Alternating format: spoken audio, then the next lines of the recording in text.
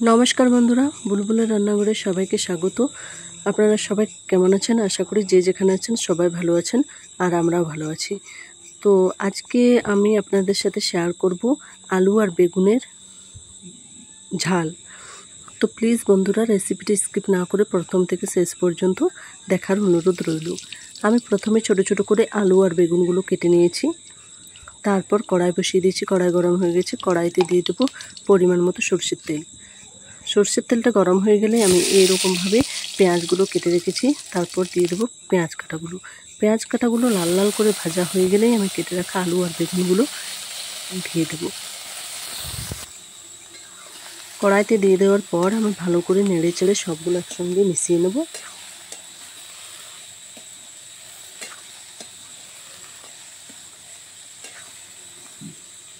মিশিয়ে নেওয়ার পর আমি দিয়ে দেবো পরিমাণ মতো লবণ।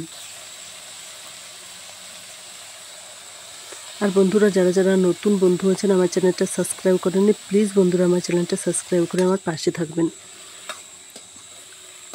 এবার লবণটা দেওয়ার পরে ভালো করে নেড়ে চেড়ে মিশিয়ে নেব। এই দেখুন বন্ধুরা, নেড়ে চেড়ে মেশানো হয়ে গেছে। এবার আমি দিয়ে দেবো হলুদ গুঁড়ো।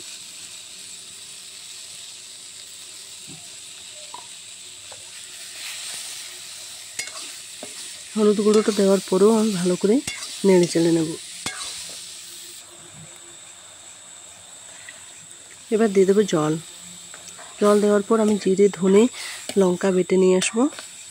এই দেখুন বন্ধুরা, আমার বাটা হয়ে গেছে। এবার জিরে ধনে আর লঙ্কা বাটাটা আমি সবজিটার মধ্যে দিয়ে দেবো।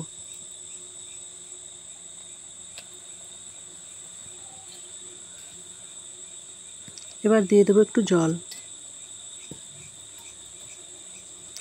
বন্ধুরা, এই আলু বেগুন সবজি রান্না করতে একদম টাইম লাগে না, খুব তাড়াতাড়ি হয়ে যায়।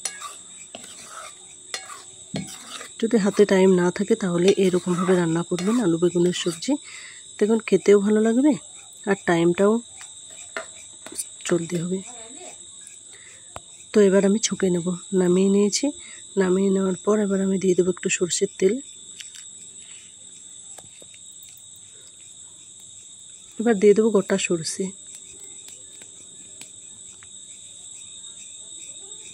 এবার আমি সবজিটা দিয়ে দেবো কড়াইতে। এবার একটু নেড়ে চেড়ে নামিয়ে নেব। তো এই দেখুন বন্ধুরা, আমার সবজি রান্না একদম রেডি। এবার আমি নামিয়ে নেব। নামিয়ে নিয়েছি। দেখুন বন্ধুরা, কালারটা যেমন দেখাচ্ছে, খেতেও কিন্তু ভীষণ টেস্টি।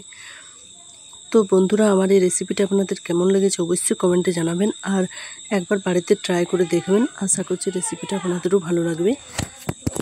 আর যদি ভালো লাগে তাহলে লাইক শেয়ার করবেন। সবাই ভালো থাকবেন, সুস্থ থাকবেন। ধন্যবাদ।